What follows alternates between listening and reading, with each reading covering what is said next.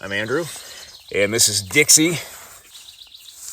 Hey guys, welcome back to Ranger Survival and Fieldcraft. I'm Andrew, and what I have for you today are 10 C's of survival, military style, in a cup.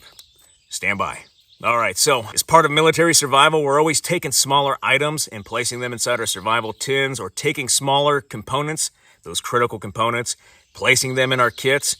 So, like a fishing pole, we would bring a little bit of line and some of the hooks, and we'd recreate the pole or the hobo reel out in nature with natural materials. We just bring what is necessary, absolutely critical, so we can keep it as small as possible. So one thing I really enjoy are survival challenges where we take kits and we try to put them into smaller containers. So here we have the 10 C's of survival in a military kit. So all of these items are military issue or items that come in military survival kits in a canteen cup because, of course, military. 10 C's was coined from the Pathfinder School by Dave Canterbury, just a helpful mnemonic to remember all of the items and the most critical items throughout history that we need to take into the wilderness with us to survive. So here we've got that military. Now that first item is going to be a cutting tool. Old school right here is that demo knife. Mine came from a Marine Corps survival kit. I actually had one in Afghanistan as part of my loadout. It's got a basic blade, your bottle opener, screwdriver, you got your can opener. It's actually labeled on there because we're working with Marines. I still love you. Then we've got our reamer or that awl. We use this typically as a demo knife fashion to actually drill that hole into the C4 or to the explosive so we can put that blasting cap down inside. We can also use this for bushcraft, for crafting different tools and drilling through material. So that's our cutting tool, is that Camillus demo knife. Next for fire, we've got that Scout ferro rod, or even smaller versions of this that actually go inside military survival tins or come with those commercial off-the-shelf kits. We can use our reamer or our awl to shoot sparks off of our ferro rod. Too easy. But a small Scout ferro rod comes in a lot of different survival kits, especially for military purposes because it's small, lightweight, and we can fit it inside that tin. But this is going to be our combustion device, that second C. Third C, cordage. Obviously, we're going to have paracord. About 25 feet right here, type 3 with those 3 inner strands. Nothing you can't do with at least 25 feet of paracord in your pocket out in survival. We can use this for fishing, shelter craft. We can use it to get a fire going as a string for a bow drill set. We can use this for traps and snares. There's a lot of different things we can do with a small 25-foot hank of paracord. We can even take this paracord and make it one continuous weave to form a sling and stone weapon. I've done that before on this channel. A lot of good stuff we can do with at least 25 feet of paracord. And I personally keep a 6-foot or 10-foot hank of paracord in my pocket at all times. Good to go. That fourth item as part of our 10 C's of survival is going to be cover. And here we have a Mylar blanket. This one is Swedish, and as you can tell, it's orange on one side. That's to act as a signal. But if we unfold it, you can see on the inside, it's actually green. So we can use this for shelter as well as signaling, and both sides of this Mylar blanket reflect heat. And so we can use either side, the orange exterior for signaling, emergency issue, and still stay warm underneath our shelter, but people can see us with that orange. Or we could flip it over, have the green out, use it for more of a subdued, non-permissive shelter, and still stay warm on the inside because both sides reflect heat. So this is our cover item for that fourth item. That fifth item, if you couldn't tell, is going to be that canteen cup. This one I have had since first entered service, and you can tell it's been used and abused and loved and cared for. Nice and dark, been over many, many fires and cooked a lot of different food and drinks. So we have our container, which is this canteen cup. Next, we're gonna have a compass.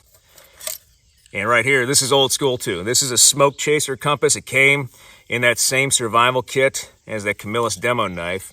And this is a good compass to have. It's kind of cheap. It's a Brunton. It's not bad by any means, but it's got a 1/24,000th scale here, 1/62/500 scale here. So it's not going to go with a lot of military maps. It's going to go with more nautical maps or with maps of beachheads, things like that. We could use it with just civilian maps out for hiking, but it's still going to give us north, south, east, and west, and it's going to be more accurate than us looking and gauging by a shadow stick method or the watch method. But this came in the kit, so this was issued. So the Smoke Chaser compass is going to be our compass item for this kit. Next, we have cargo tape, obviously 100-mile-an-hour tape, everybody's favorite. There's nothing you can't do with enough duct tape or 100-mile-an-hour tape. So we're going to have a small fold of it right here inside our kit. Flame extender, improvised band-aids. We can use this for construction, improvisation, anything we need. Next, cotton, a military cravat. This is just a triangle-shaped piece of dressing, 100% cotton. We can use this for camouflage. We can use it for treating wounds. This is often used as an improvised pressure dressing to go over top of that field dressing, old school style. We can even use this as a tourniquet. It comes with 2 large safety pins, so we can keep those in there. And we can turn these into fish hooks if we have to, but those are meant to help close this up or at least keep it together so it doesn't fall off as we're treating a casualty. But a good section of 100% cotton material right here, so we can turn this into char cloth to give ourselves tinder as well. A lot of things we can do with a simple military cravat. So that's our 8th item. 9th item is going to be that canvas needle or just that needle. And inside our military sewing kit, we have needles, of course. We have all kinds of things. This is a basic sewing kit. We have safety pins and then even keep a couple fish hooks inside that kit in this little tape sachet. So we always have fish hooks with us. But that needle is going to be what we're after as part of the 10 C's. So there are plenty of needles in here. If I can pull one out and not lose it. So we can use this needle with that thread to repair our clothing. Obviously, that's what it's for. And in survival, knowing how to sew, especially in the military, because you're going to sew on and off rank, is good to know to fix and repair your clothing to make it last a little bit longer. I've had to do it before. I'll have to do it again, I'm sure. Found it. That last item is part of our military 10 C's, replacing that canvas needle or simply adding on to it because military issue is going to be that sew kit with the needles inside. And that last item is going to be a headlamp. Headlamps are ubiquitous nowadays. Military personnel, we got our beam. Then we even have red. And our strobe. We want to make sure we have a headlamp with a strobe just to act as a passive signal if we can't move around and we can't operate the button. That way we can set it and forget it and let search and rescue come to us. But that headlamp, you can find it in the PX. There's some headlamps that are just issued to you as part of RFI. So headlamp is going to be our candling device for that 10th item for our 10 C's. So we'll pack all this back up, shoves in here all nice and neat like.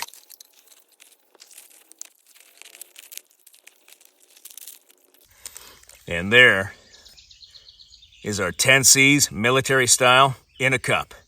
Challenge complete. Good to go. All right, guys. Well, I hope you liked this video, down and dirty video today. Just a challenge video to get a kit inside a cup. Haven't done one of these for a while, so I thought I'd do it today. Really appreciate everything you do for me and for this channel. If you like this video, hit that like button, hit that subscribe button, leave me a comment in the comment section. I always appreciate your feedback. I want to thank you guys for everything you do for me, for this channel, for your likes, your views, your subscriptions, your comments, your feedback, and your shares. And I will be back with another video as soon as I can, guys. Thanks.